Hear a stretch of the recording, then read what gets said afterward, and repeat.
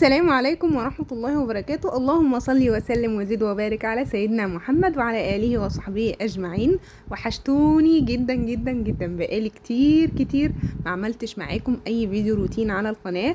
ولو تلاحظوا إن أنا بنزل الفيديوهات القديمة وبعمل لها حتى بنفس المونتاج، يعني يا دوبك بغير صورة، بغير عنوان، مش أكتر من كده. بقالي حوالي شهر يا بنات ما نزلتش أي حاجة جديدة. هقول لكم كل حاجة، والله ظروف غصب عني. بس نبدأ كده بسم الله ونبتدي الفيديو. ما تنسيش تصلي على النبي في الكومنتات وتشوفي لو الفيديو عجبك ولا لا.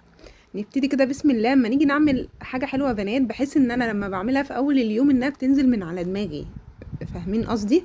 وخصوصا في الحر ده الحاجة تلحق يعني ايه تهدى، تاخد وقتها مثلا لو هتتحط في التلاجة. تمام. فانا قلت بقى ايه، هعمل كيكة الجاتو شاتو اللي هو بالكراميل. تمام. حطينا ايه في الخلاط بتاعنا، حطينا كوبايه من السكر، كوبايه من اللبن، الباكت اللي هو الباودر بتاع الكريم كراميل، فيه بيبقى 2 باكت، باكت الكراميل وباكت الباودر بتاع الكراميل.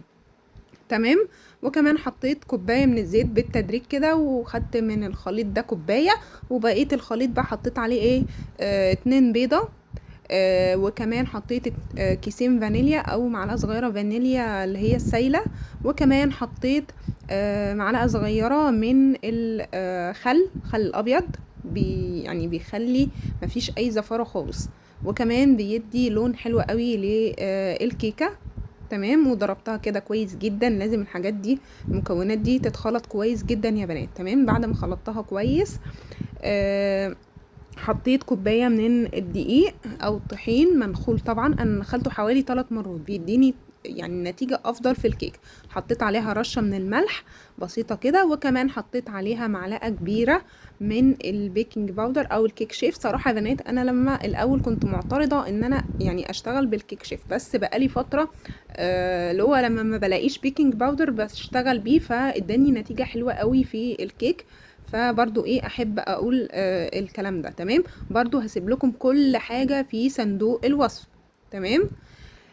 هحط بقى الصينية، عفرتها كده بالدقيق ومسحتها مسحة زيت الاول، وهبتدي احطها كده يا بنات زي ما انتم شايفين كده.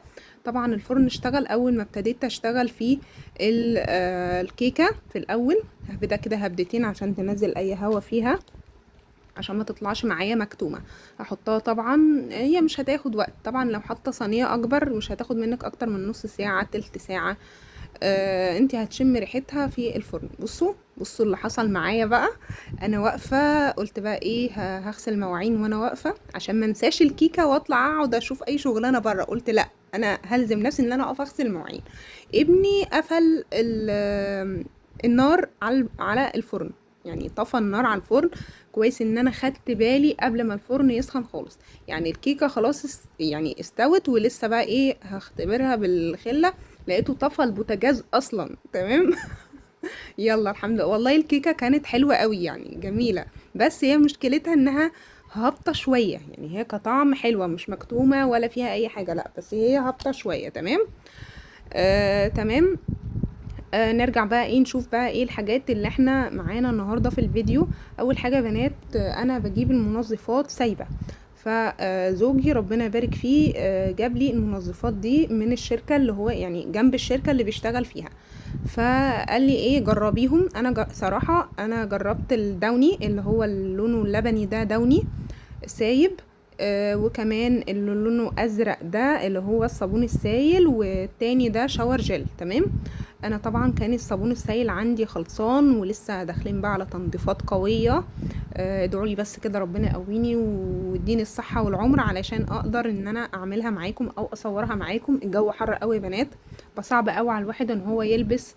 وخصوصا اصلا ان انا بتعب من اي حاجه. عارفين الناس لما الكهرباء بتقطع بحس ان انا روحي اللي قطعت، روحي اللي راحت. تمام. رغم ان انا يعني بشتغل بالشاور جل عادي، بيبقى طعمه راح طعمه بتبقى ريحته حلوه قوي. وكمان دول بقى دول جابهم لي تاني يوم، بس حبيت افرجه لكم. ده يا بنات مسحوق اوتوماتيك جل. قال لي جربيه، قلت له لا انا خايفه بلاش السايب وبتاع. قال لي لا جربيه، في ناس كتير قوي جربوه وعجبهم يعني. قلت له ماشي، بس لو الغساله باظت يعني عليك انت. تمام.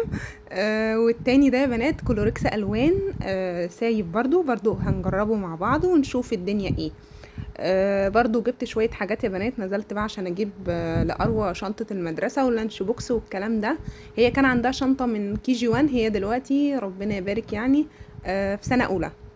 فالشنطة بتاعتها هي كانت بتروح المدرسة، فالشنطة بتاعتها اتبهدلت حرفيا يعني. فقلت لا انا هنزل اجيبها واجيب لها كام حاجة كده. بصوا بقى يا بنات، جبت الحاجات دي معاها. جبت اللي هي العلبة بتاعة الخيوط دي بالإبر والكلام ده ب23 جنيه. في المصفى اللي هي بتاعة الفلافل اللي عندي، بتاع الفلافل دي ب38 جنيه. كنت حابة ان انا اعمل اللي هي بايديها ستانلس دي، بس ما لقيتهاش صراحة. برضو جبت الويسك او المضرب البيض العادي ده. لقيته ب22. انا عارفه انه مش عملي قوي، وان الخيوط دي بتطلع منه او السنون دي بتطلع منه، بس انا جايباها اللي هو ايه، لو هعمل بشاميل مثلا، لو هعمل حاجه في حله مثلا، ما ينفعش ان انا استخدم فيها المضرب اللي هو العادي التاني. تمام. زي ما قلت لكم انا جايباه ب22 جنيه. جبت كمان قفل التلاجة او القفل اللي هو بتاع الدواليب ده ب17 جنيه. جبت كمان يا بنات الفرشة اللي هي بتاعة البوتاجاز، جبتها ب19. بس مش عارفة، انا كنت بدور عليها بره كتير بس لقيتها ب19. مش عارفة بقى ده غالي ولا لا. بصوا بقى جبت البولات القمر دي. بصوا انا ما عنديش الحجم ده، فقلت اجيب 3 كده اجربهم ينفعوا لايه يا بنات. العسل، الطحينة، صوصات، الكاتشب، لو عاملة سندوتشات للولاد. انا ساعات ممكن مثلا احط ايه فيه لو هفطر لوحدي، او لو حد من الولاد هيفطر لوحده. الواحدة انا جبت 3، الواحدة ب15. جبت كمان يا بنات علب التلاجة دي، العلب نفسها عاملة حوالي 39-40 جنيه حاجة زي كده. انا عارفة انها مش جامدة قوي، هي خفيفة 3 في بعض كده، عليها المثلث 5، ما تقلقوش. انا جايباها لايه هقول لكم. انا عندي علب التلاجة مش عارفة اتكسرت طبعا على مدار 7 سنين. طبعا ايه، هتلاقي اللي اتكسر بتودي لحد مثلا فاهمين قصدي طبعا. ما تعرفوش علب التلاجة دي بتروح فين. تمام. فانا هحط فيها الجبن، جبنة التركي، اللانشون، الجبن البيضة، الكلام ده فاهميني. تمام يا بنات. نرجع بقى الكيكة بعد ما سبناها تبرد وعملناها بالخلة زي ما انتوا شفتوا. انا سبتها تبرد وبعد كده عملتها بالخلة. عايزة بقى تعملي لها الصوص اللي هو بتاع التسقية، نص كوباية لبن وتسقيها بيها براحتك. انا يعني انا شايفه ان الكيكه مش محتاجه، يعني الكيكه جميله وكل حاجه. حطيت بقى الكوبايه، انا الكوبايه دي حطيتها في التلاجة، وكل ما تحطيها في التلاجة الصوص بتاعها هيتقل كمان. احط بقى ايه كده عشوائي زين كده يا بنات على قدي. عايزه اقول لكم بقى ان انا هسيب لكم كل المقادير دي في صندوق الوصف زي ما احنا متعودين. اقول لكم بقى ايه سبب الغياب. بصوا يا بنات، انا جالي فتره مش قادرة اقوم. بصوا تل المواعين في المطبخ، ملايات السرير مش عارفة، الولاد عايزين اللي هو يا دوبك بحط الغسيل في الغسالة فاهمين قصدي، بطلعه انشره تاني يوم. تخيلوا في الحر ده، او ارجع اغسله تاني او الكلام ده. مش عارفة، حالة خمول، مش كسل، لا حالة خمول. ناس قالوا لي اكشفي، ناس قالوا لي لا اعملي تحاليل، اعملي كده. ضغطي كان واطي بطريقة صعبة. كل يوم بقيت يعني اقيسه نايمة كده، والولاد عمالين يكسروا يبوظوا بره، وانا عارفين ان هو في حتة، انا في حتة وهم في حتة، مش قادرة حتى. بقيت استعين بالله كده واقوم واحاول اشوف انا ورايا ايه، بس فعلا يا بنات حرفيا مش قادرة. وخصوصا كمان ان مفيش تشجيع، يعني مفيش حد بيشجعك ويقولك كويس اللي انت بتعمليه ده كويس، او المحتوى المحترم اللي انت بتقدميه ده محتوى كويس. شايفين بقى. فحبيت ان انا اقول لكم لو شايفين ان المحتوى ده محتوى محترم، او اللي انا بقدمه حاجة كويسة، اتمنى ان انتوا تدعموني باللايك والشير والاشتراك في القناة. شفتوا الكيكة بقى عاملة ازاي، او ان انا انسحب بهدوء. يعني مش قادرة اقول لكم اكتر من كده. بصوا بقى يا بنات، الكيكة تحفة. سبتها في التلاجة كده ساعتين ورجعت كده. الغدا بقى ما حبيتش الفيديو يطول اكتر من كده، عملت حواوشي او العيش بلحمة بس بالصدق. اتمنى يعجبكم.